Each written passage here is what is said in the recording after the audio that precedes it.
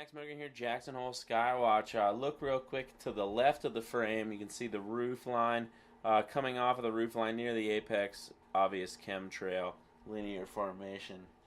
I was working most of the day, but got to come home for a few minutes, so I set up this camera to catch a time lapse. And here's what it caught while I was away. If you look at the house there in the left of the frame, straight up, just a little ways, there's an obvious linear formation behind those low clouds in the foreground. Over Teton Pass, that trail continues and heads toward glory, but it's merging with that high cirrus layer pretty quickly. We're seeing those low clouds over Teton Pass, little cumulus clouds, natural clouds trying to form, typical settled weather cumulus clouds, but the thermal gradients have a hard time getting going when you've got this blanket of cirrus cloud above.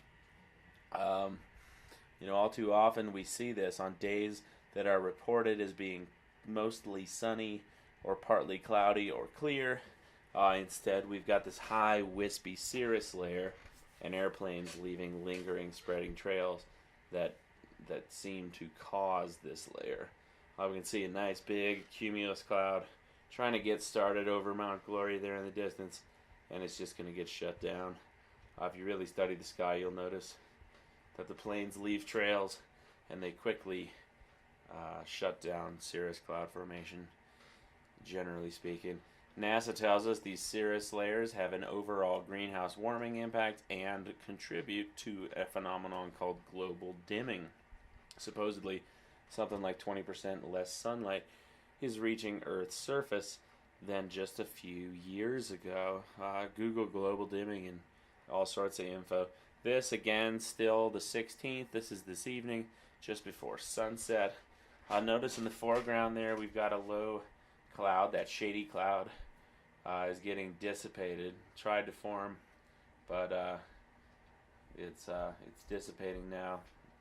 And if you really study the sky, you'll notice that when the planes leave this high cirrus haze, any existing low cumulus clouds dissipate rather quickly, like that one is there.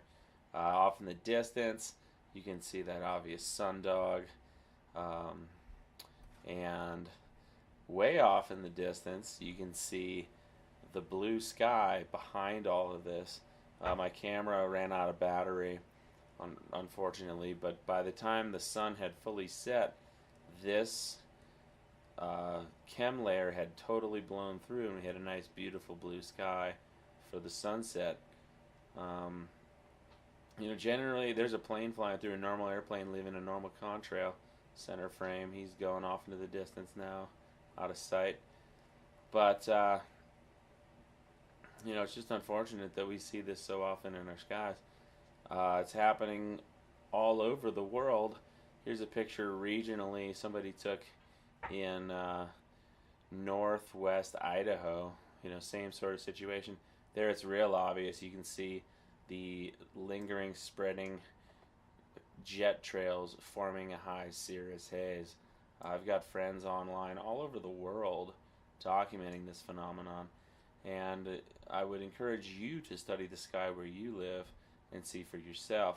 I think if your experience is like mine, you'll notice planes leaving lingering, spreading trails that form a high cirrus haze. Google the overall impacts of these high wispy cloud layers, and you see it's having a drastic impact on our weather and climate.